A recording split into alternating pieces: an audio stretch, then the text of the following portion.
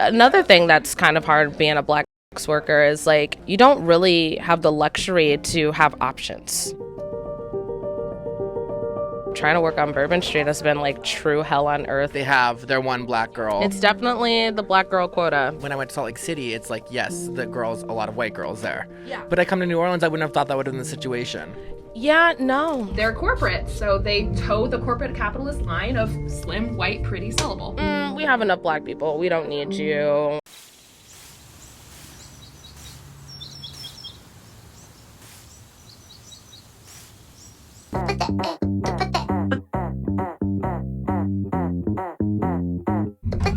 Yes, it's perfect. Thank you so much. All right, have a good night. Make lots of money. Yes.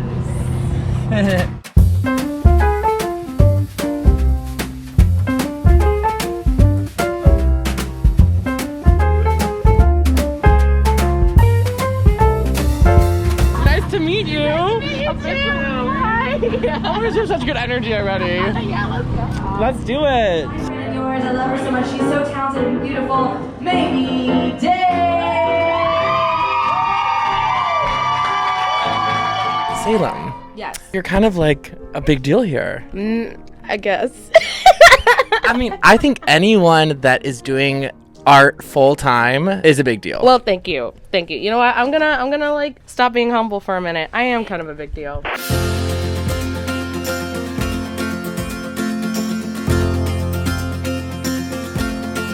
Are you from New Orleans? No, I'm originally from St. Louis, Missouri, but I moved here about like a year ago. Did you move here for the intention to do burlesque? Yeah, I mean, like, just a whole life just changed. My career path, I wanted to take my career more seriously. It is so cool that like New Orleans is a place where someone can come and be a full-time artist. Yeah, there's no other place like it. I could be in New York or I could be in LA, but it's just something about like the magic here that just hits different. How would you define burlesque? It is the art of the tease. It started out as comedy. Now it's so much more than that. It's gorgeous in here. I love it. I didn't realize this existed. This little back room. Oh my gosh. Yeah, so this is the Twilight Room. So there's like a front area, and then this is like the back area, which is like where a lot of like the bigger theatrical shows happen. It's always more like skinny white bodies to the forefront of like what burlesque is, you know, because you see like Dita. There's so much more than that out there. That is part of the reason why I reached out to you, was just because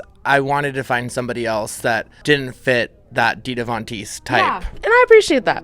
Thank you. Thank you. Yeah, because like you're killing it out here and you're showing that burlesque doesn't look like one thing, you know? Yeah. Do you see a lot of people like that are not white in the burlesque world, or is it primarily a white space and you're trying to, you know? It's hit or miss. There are people who are genuinely trying to be progressive and trying to reach out to people who are interested in burlesque. That's another thing. Trying to reach a demographic that are people like me that want to do it. It's really hard to get people like me to do it because, I don't know, they don't see themselves often. I feel like it's truly my job as like a black non-binary performer to spread that awareness and like also insert myself and take up space. That's why I went to come here immediately, because I was like, no, I gotta show up, I gotta show out. They're the original. Taught the caveman how to smooch. They're the original. Taught many the moocher how to mooch. They're the original.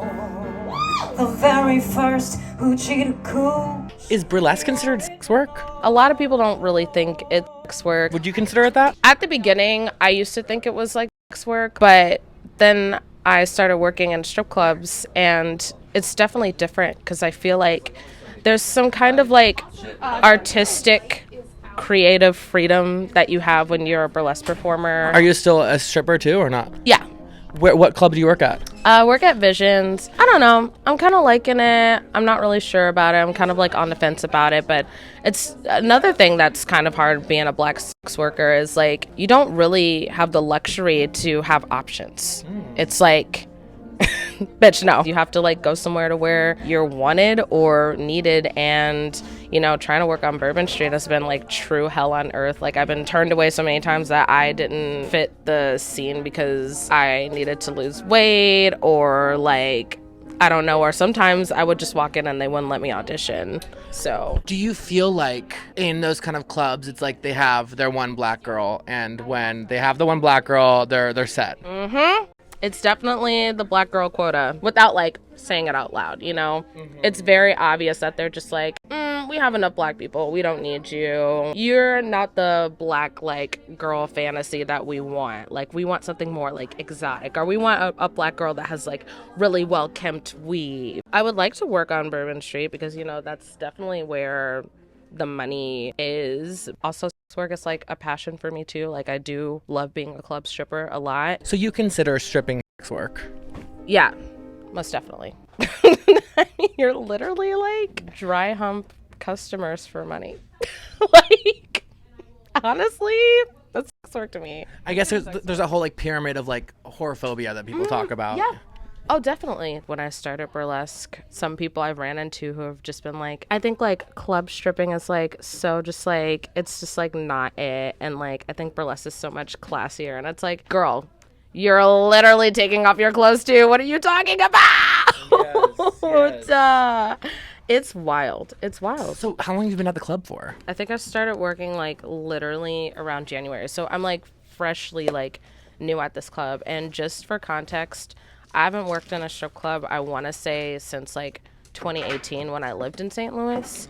And they like let me go without any reasoning. Like clubs can just do that. They could just fire you and not tell you why. I was like, well, I'm in a new city now. I can try again. And it's been really hard. What does that hustle look like to try to find a club? Because it's just fascinating as an outsider looking in. I wouldn't have thought like you're a gorgeous person.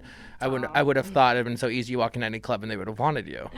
No. You would think for me as like, you know, a black curvy-esque like person, I'm not really gonna get into most clubs. I have to like fit, like check all the boxes. Like, you know, most likely have to be white, very thin, young. Oh, they love young, like baby girls. It's very youthful, very vulnerable and tiny and cute and, you know, petite. You know, that's kind of like the hiring processes of some clubs. And then there are some clubs that love more bodacious people. But, you know, I haven't ran into any luck of that here. Which is so fascinating to me because, in my opinion, most people are attracted to people that have more body and that are... It doesn't make sense. It doesn't make any sense. But like I said, that's just the hiring process of who's in charge and what they think their clientele wants, which is so funny because people who come into clubs are like, where the big booty bitches at? Right. Right. Totally.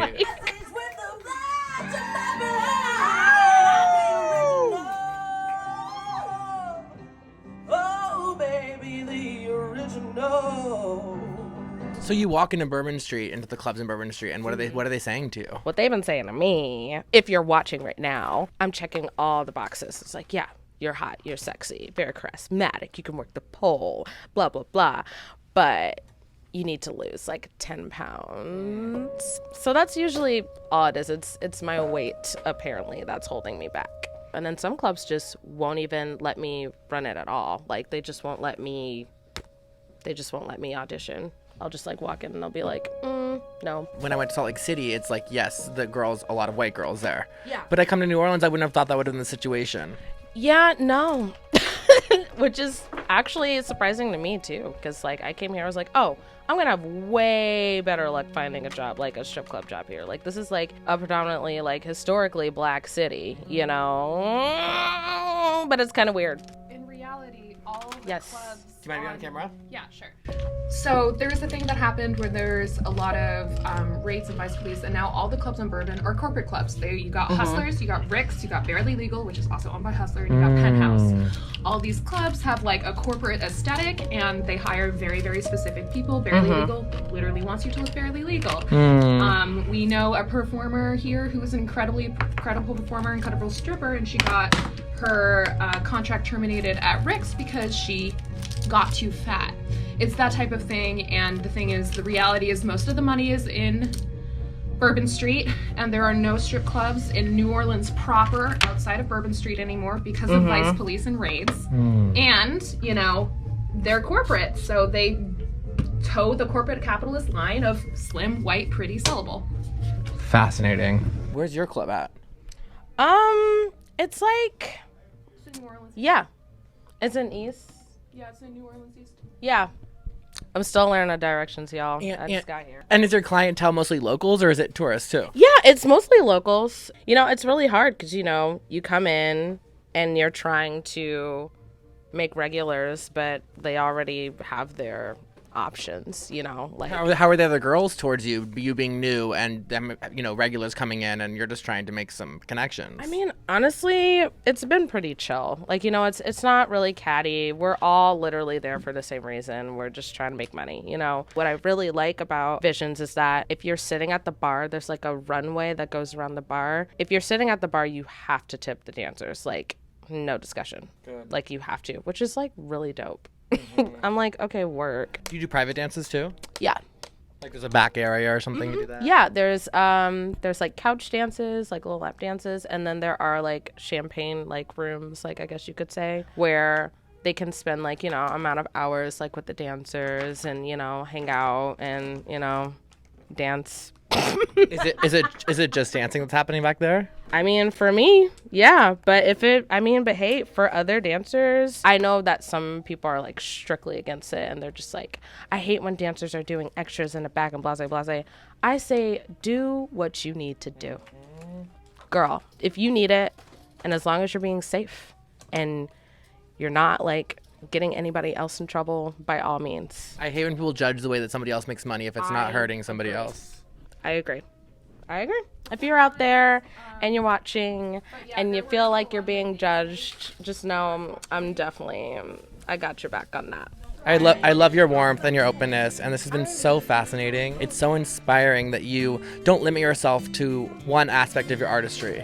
Thank you. I love that because as an artist, sometimes it's like, oh, I'm just a singer. Or, oh, I'm just a, and it's like, I love that you just do it all. It's inspiring. It inspires me to just like, to find other parts of my artistic endeavors. Yeah, I've met artists that have been wanting to do sex work, but it's like, oh, I don't want that to like get infused with what I do. And it's like, I say, bitch, do it. If you're really about it, do it.